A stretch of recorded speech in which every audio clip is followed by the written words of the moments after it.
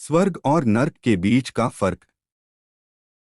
एक बार एक बूढ़ी औरत को उसकी जिंदगी भर की अच्छाइयों के बदले फरिश्तों ने उसकी एक ख्वाहिश पूरी करने की मंजूरी दी। उस बूढ़ी औरत ने फरिश्तों से कहा कि मैं मरने से पहले एक बार स्वर्ग और नर्क दोनों की यात्रा करना चाहती हूँ। फरिश्तों ने उस औरत की ख्वाहिश पूरी करने का वचन दिया और उसे अगले ही क्षण एक बहुत बड़े भोजन कक्ष में ले जाया गया, जहां पर बहुत विशाल डाइनिंग टेबल थे। उन पर बहुत ज्यादा स्वादिष्ट दिखने वाले भोजन रखे हुए थे और बहुत अच्छे अच्छे ड्रिंक्स भी रखी हुई थी। मगर उस टेबल के चारों तरफ बैठे लोग बहुत ज्यादा मायूस, भूखे और दुखी लग रहे थे। उस औरत ने देखा कि उन सभी लोगों के हाथों पर कोहनी तक लंबी लंबी चम्मच बंधी हुई है। वह लोग जब भी उस चम्मच से खाना उठाकर अपने मुंह तक ले जाने का प्रयास करते तो उनकी कोहनी मूड नहीं पाती और खाना उनके मुंह तक कभी पहुंच नहीं पाता। बूढ़ी औरत ने फरिश्तों से पूछा, क्या यह नर्क है? फरिश्तों ने कहा, हाँ।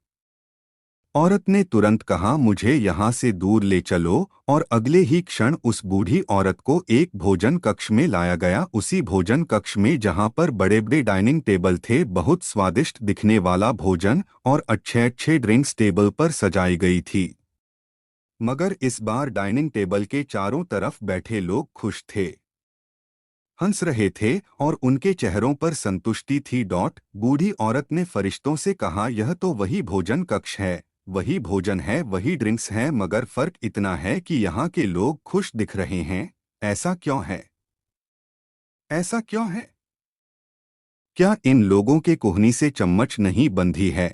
फरिश्तों ने उस औरत से कहा, ध्यान से देखो, इन लोगों के हाथों से भी कोहनियों तक चम्मच बंधी हुई है। फर्क सिर्फ इतना है कि इन लोगों ने एक दूसरे को खाना खिलाना सीख लिया है। दोस्तों, इस छोटी कहानी की तरह ही हम चाहे तो हमारे जीवन में इसी पृथ्वी पर ही स्वर्ग या नरक दोनों का अनुभव कर सकते हैं। अगर हमें स्वर्ग का अनुभव करना है तो हमें पहले दूसरों के बारे में सोचना होगा, दूसरों को खिलाना होगा, दूसरों की मदद करनी होगी।